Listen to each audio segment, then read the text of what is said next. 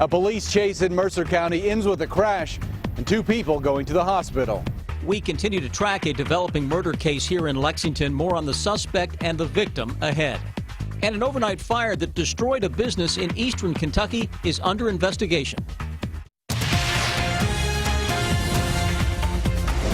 This is WKYT News at 4:30. Good afternoon. Sam Dick and Amber Philpott reporting. A police chase ends with a crash injuring 2 people. The Mercer County Sheriff's Office says a driver sped off during a traffic stop and even tried to ram a cruiser before the chase ended. Victor Puente has the very latest on the investigation. It's our top story at 4:30. This man is facing 8 charges, but there could be more coming. That'll depend on the injuries one of his passengers sustained. The Mercer County Sheriff's Office says the chase started in Harrodsburg with the police department, who tried to pull a pickup over for several traffic violations. They say the vehicle left the city limits and went into the county, and that's when they became the primary pursuers. Deputies say the driver, Christopher Luke Richardson, drove into Boyle County and then did a U-turn, coming back to Mercer County. They say Richardson attempted to ram a city police officer's vehicle. They followed him back into the county, where he crashed on Cap Bottom Road. Richardson had 2 adults with him. He and another person were taken to the hospital.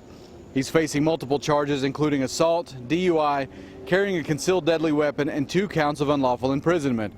A man who lives on Cap Bottom Road saw the chase go by his house and found out this morning it involved Richardson, who is his girlfriend's nephew. He's a good kid, I mean, but he's had a little trouble, but I mean, just the main thing was that everybody's all right. I mean, you know, no fatalities or anything. I mean, it's bad that it's happened, but maybe it's a wake-up call. The sheriff's office says they're monitoring the condition of one of Richardson's passengers to determine if he'll face any other charges. In Mercer County, Victor Puente, WKYT. Police haven't released the names of the other people in that vehicle, so we don't have an update on their condition. We continue to track major developments in the city's latest murder. Police have charged a suspect and have now identified the victim. They say that 20-year-old Haley Bourgeois was killed last night. Her body was found this morning. Patrick Ryan Jones was arrested at the scene. He has been charged with murder and abuse of a corpse. And the coroner says her body was dismembered and put into 2 dumpsters behind apartments on Malibu Drive near Nicholasville Road. Well, it's horrible to take another person's life, but then when you mutilate an individual after you've done that, you know, I don't know what kind of person this is that has that type of personality that could do that. Police tell us that Jones and Bourgeois got into an argument last night and he killed her with blunt force. We'll have a live report from the scene on WKYT News at 5 o'clock. A fire destroyed an eastern Kentucky business overnight. That fire happened at Dean Hall's Car Wash in the Mousy community of Knott County. 2 vacant apartments above the car wash were also destroyed. Since no one was inside, crews let that fire burn itself out. The porch out back, which was the only entry point, was fully involved with fire. There was no entryway other than ladders, and there was nobody inside, so there's no use putting our firemen at risk. The cause of that fire is still under investigation. It looks like this warm and sticky feel will be staying with us for the foreseeable future. And we're seeing temperatures close to 90, and there is a chance of some summer storms. Let's check in with our chief meteorologist, Chris Bailey. Hi, Chris. Hi, Sam. Hi, Amber. Indeed, right at 90 degrees across many communities of central and eastern Kentucky. Certainly feels a little hotter than that, and tomorrow temperatures may come up a little more, though thunderstorms are going to try to fight the heat yet again. Right now, 88 into eastern Kentucky, right at 90, 91 across parts of the Bluegrass region. Heat index values. Humidity's really not that bad, all things considered right now. I know we're talking about it, but when you consider it as the latter half of July, 90 to 91, 94 degrees for a heat index really isn't too bad at all. Look at your Defender radar network. Calm across Kentucky. A little spotty action trying to go up in the Smoky Mountains. And we're watching some clouds that are diving in now from Ohio and Indiana, being pushed by a complex of thunderstorms, and some of that action may hold together and get into parts of northern Kentucky. But if you're out this evening, hey, it's a muggy one with temperatures that will be into the 80s right on through sundown, and by 11 o'clock, 75 degrees with fair skies. But we will watch that northern sky later tonight to see if that thunderstorm complex can indeed drop in. But when I come back in a few minutes, Sam, we'll talk about the potential and increasing threat for some thunderstorms into the weekend. We'll show you how that will keep temperatures down just a bit. Chris, thank you. WKYT's Scam Week continues tonight with an online scheme that's bilking thousands from people looking for romance online. Employees at Commonwealth Credit Union in Frankfort say they've already seen 15 romance scams in the past 6 months. We interviewed one victim who was lured into a 9-month relationship where she lost not only money, but her sense of security. They warned me. Yeah, they told me over and over again. Luckily, they never gave up. They never stopped telling me the same thing over and over again because it just wouldn't register because I was clinging to him. Amber's at the live desk with our investigative reporter Miranda Combs with more on this story that she's working on for tonight at 6. Amber, very sad situation. It is, Sam. Thank you. And Miranda, for someone to be courageous enough to speak out and at least tell their side of the story is something pretty incredible. We didn't know what to expect. We ended up sitting and talking to her for more than an hour with our jaws on the ground. We couldn't believe what we were hearing. And it turns out, it sounds like that these predators like to catch people at vulnerable times. She was just going through a divorce. She also was having trouble at home, and here this guy comes. Was this a popular dating site like the ones we hear about a lot? ChristianMingle.com. So everything obviously he had on there was a lie. He said he was from North Carolina. He said he was a self-employed oil or petroleum driller, which obviously none of that was true. There's an art, it sounds like, to how these scammers go about working these people. And the victim called it love bombing, where they just go full force. They move very quickly off of the dating site, start texting, calling at all hours of the day. And he then starts asking her to move money around, and it went on for 9 months. Eventually, the bank started telling her, hey, and freezing her accounts and saying, hey, this is bad news. But it's very interesting how it all unfolds and how emotionally attached she was to him, even to find out she never even met him. Wow. So it's a pretty incredible story, and she's not alone. This is happening all over the country and all over Kentucky. Wow, they found all kinds of people to prey on. We'll see that story coming up tonight at 6. Sam. It's a busy time here in central Kentucky as several events are taking place throughout the day. First, the Kentucky Transportation Cabinet will hold a meeting tonight in Lexington to discuss improvements to US 27 under the R.J. Corman Railroad Bridge. That meeting will be open to the public. It takes place from 5:30 to 7:30 at Community Ventures Corporation on North Broadway Road.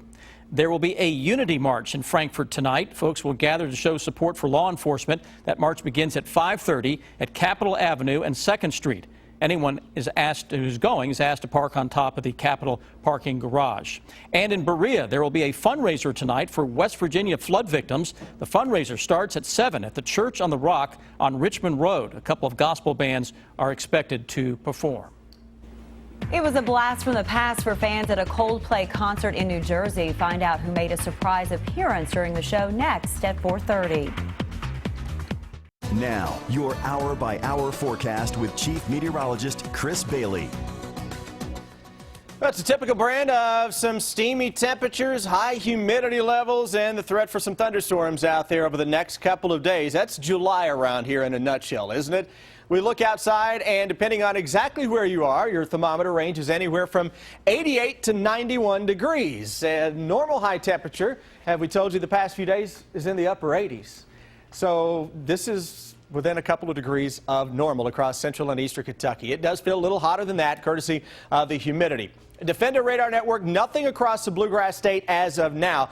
We go to our north, though, complex of thunderstorms from Detroit to Fort Wayne, Indiana, very close to the Indianapolis area, is going to try to turn the corner and dive toward parts of northern Kentucky over the next several hours. Already getting in on some cloud cover coming off of those thunderstorms, and that cloud cover means that in all likelihood the temperatures have reached their peak for the day into parts of central and northern Kentucky especially. You get a little thin veil of cirrus clouds over top of you, and the sun, well, it's kind of already doing its dirty work before that. Steam and storms made this map for you on Monday, and talking about how the core of the heat was going to stay to our west, and that has been the case so far.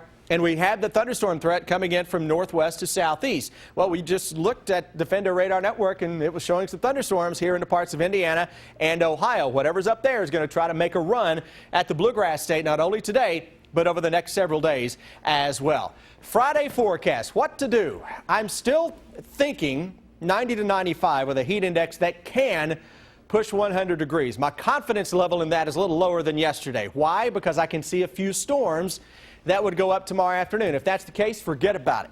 You're not going to be talking about a day that is just hot like tomorrow would be. A few storms will increase on Saturday. Some of those could be on the strong side. Sunday, it's still steamy, but more thunderstorms will be going up as a weak cold front makes its way into the Bluegrass State. So here's the confidence level heading into the day tomorrow and why it is a little lower.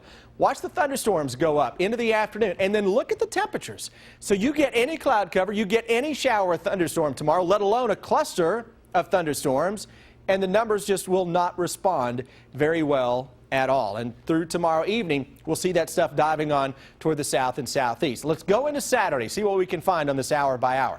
Clouds to start out the day, mix of sun and clouds, and yep, you see some thunderstorms in there. And look at what this model does. I mean, it's way down there into the mid and upper 80s for a high temperature for the day on Saturday, courtesy of some of those showers and thunderstorms. That's the pattern we have basically been in all summer so far. It has featured more storms than anything remotely hot around here.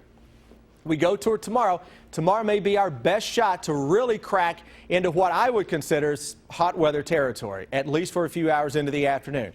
But thunderstorms will try to steal the show. High humidity over the weekend and through most of next week with thunderstorms back in here. And I will flat out tell you guys, over the next week, I would be highly surprised if we aren't talking about some strong storms and a local flash flood threat at some point over the next week. So really need to be on the lookout for that. Yeah, because these storms will have heat to our west to feed upon and ample moisture in here as well. So we'll let everybody else talk about the heat. That's a no-show. We'll talk about some thunderstorms that may put down some heavy rain. All right, Chris, thank you. I'm Deanne Stevens, kicking off Lexington Restaurant Week. We are out and about today with some deliciousness from Dudley's. If you have been waiting to try a new restaurant, there's no better time to do it. Lexington Restaurant Week begins today and runs through July 30th. Our Deanne Stevens is out and about with more on what Dudley's is cooking up. Hi, Deanne. Hey, good afternoon, guys. We are here at Dudley's, and we've been talking about it. Lexington Restaurant Week. It's finally here, which means we can start eating some of that good stuff Chef Mark is throwing together here. Chef Mark here at Dudley's. I love how creative you guys are because the different things you put on the menu, but you evidently, you're like, we've stepped up our game for Lexington Restaurant Week, right? We are. Well, it's a representation of what we actually do in our restaurant normally. Right. And I want people to feel that and not feel they're getting something else. It's a representation of what we do every night. What do you guys have on the menu for Lexington Restaurant Week? Well, I'll give you a few things to look at here. We have a white gazpacho with Marcona almonds, green grapes, and a country ham powder. Okay, I got to ask you about this. Stay right there, Dean, because I'm intrigued by how you come up with the nuts and the ham, and how do you throw all that together? Did you say grapes too? Yeah, traditionally white gazpacho is made with green grapes, cucumbers, and a little bit of almonds. And we just do this. I love the Marcona almond because of the crunch it gets. Okay. And being in Kentucky, you have to have country ham somewhere. Right. So. Well, it makes sense now. We got a little country ham, but instead of traditional, we just do a little bit of a powder. Okay, just to give a little hint of the taste, right? All right, and what are we looking at? Oh, is that salmon? Next is our salmon entree with crisp potatoes, cucumber, fennel, and an avocado aioli. Yum! Okay, and I love your salads. Yeah, and a salad. This is just a representation of our local farmers and local produce. Baby spring mix and a vegetable crudité. Cucumbers, carrots, zucchini, squash, and a little bit of celery in there. How important is that to you as a chef to use local produce, to use local products in what you're putting together? It's one of the most important things we can do. We should be ambassadors for all of our local farmers, whether vegetables, meat, everything. And it's we do that without saying it because that's what we should be doing. Right. We should be supporting our local everything, our local purveyors, our local restaurants, our local businesses. We have to promote and help them with everything they do. Totally agree. Well, we're going to get folks to help you out by coming in being a part of Lexington Restaurant Week. Come on out to Dudley's. Come on out to the many restaurants. You have like 10 days to do this. To check out a complete list, go to LexingtonRestaurantWeek.com. I'm Deanne Stevens, out and about. Back to you guys. Deanne, thank you. Hollywood morning actor and director Gary Marshall and a tribute to Captain America kicks off Comic-Con. Danielle Nottingham has your eye on entertainment. Fans placed flowers beside Gary Marshall's star on the Hollywood Walk of Fame. The legendary actor, producer, and director died from complications of pneumonia Tuesday. He is best known for creating the hit sitcom Happy Days and directing the 1990 film Pretty Woman. He was 81. David Bowie's personal art collection is being auctioned off by Sotheby's in London. Fans can own some of the late rocker's 400 artworks. A piece called Air Power could fetch more than $4.5 million. The exhibit will travel to Hong Kong, LA, and New York before being sold. And Marvel marked the 75th anniversary of Captain America by unveiling a 13-foot statue of the superhero at Comic-Con 2016 in San Diego. Replicas of the bronze statue and a custom comic book are also up for grabs to commemorate the milestone.